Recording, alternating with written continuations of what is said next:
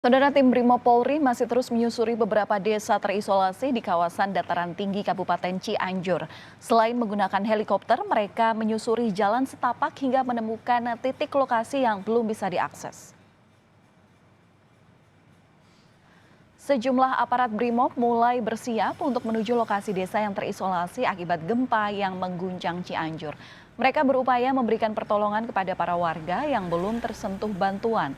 Setidaknya masih ada 3 desa yang terdiri dari ratusan keluarga yang hingga kini masih terisolasi karena terputusnya akses jalan. Sebelumnya, penyaluran bantuan melalui udara dilakukan agar korban gempa tidak kekurangan logistik.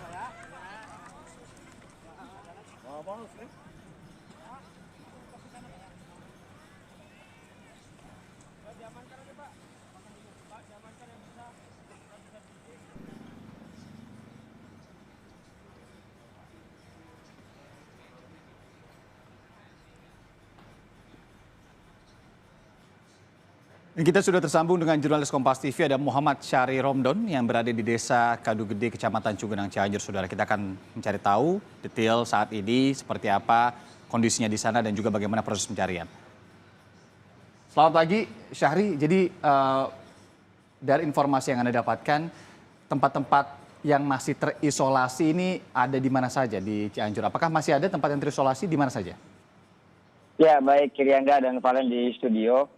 Ada beberapa desa yang diduga masih terisolasi dari reruntuhan gempa yang terjadi beberapa hari lalu. Dan tim kepolisian bersama Basarnas masih terus berusaha untuk mencari titik-titik tersebut. Berdasarkan data yang kami terima dari Kapolres Cianjur, AKBP Doni Hermawan menyampaikan bahwa sementara ada 3 lokasi yang memang masih sulit untuk dijangkau oleh petugas.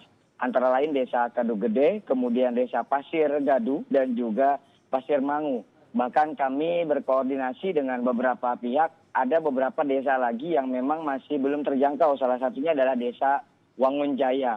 Artinya masih terus diupayakan untuk mencari warga-warga yang terdampak dari gempa yang memang mereka belum mendapatkan fasilitas apapun. Bantuan makanan, obat-obatan, peralatan, dan lain sebagainya. Irianda. Ya, Syahri, kalau pengungsian sendiri ini apakah sudah ditangani? Karena ada beberapa pengungsian yang juga masih dilakukan secara swadaya pembangunannya, begitu ya. Apakah mereka-mereka yang masih di pengungsian swadaya ini sudah mendapatkan bantuan-bantuan yang diperlukan, Syahri?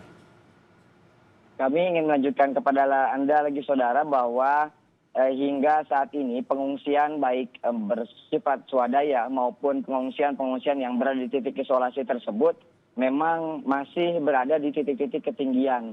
Kalau kemarin kami mendapatkan informasi dari tim pemetaan dari Polres Cianjur, berdasarkan pemetaan ada 2 strategi yang dilakukan oleh tim khusus untuk menyusur daerah-daerah terisolasi.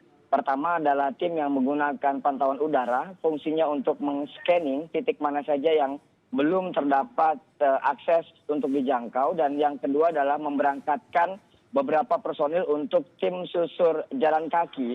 Mereka dimaksudkan untuk membuka jalur. Kalau memang dimungkinkan untuk dievakuasi, maka tim akan dipertebal dan diupayakan untuk turun menghindar dari titik ketinggian.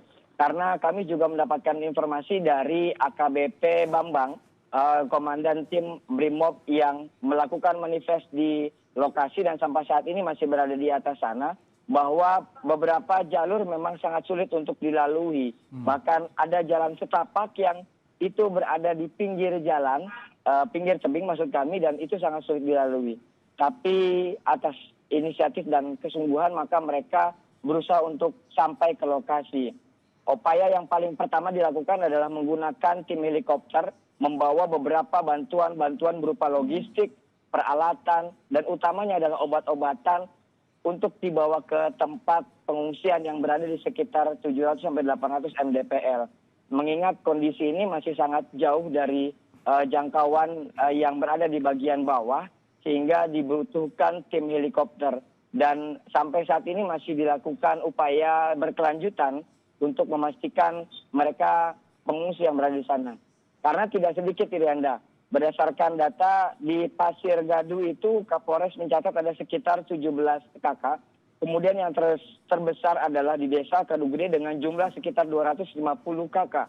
Dan mereka semua belum mendapatkan bantuan sejak kejadian bencana yang menimpa mereka. Mereka berusaha untuk mencari titik aman dan membuat tenda-tenda darurat secara swadaya seperti yang Anda sampaikan tadi Rianda kepada kami. Menggunakan terpal warga dan juga bambu-bambu yang berada di sekitar lokasi untuk dipotong dan dirakit menjadi sebuah tempat pengungsian yang sementara aman.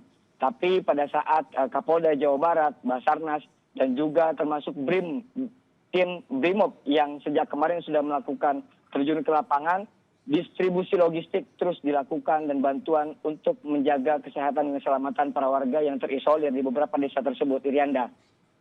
Iya, Syahri, evakuasi masih terus dilakukan, kemudian juga dibarengi begitu ya dengan pengerahan prajurit untuk juga mengirimkan logistik, bahkan tadi sampai menggunakan helikopter.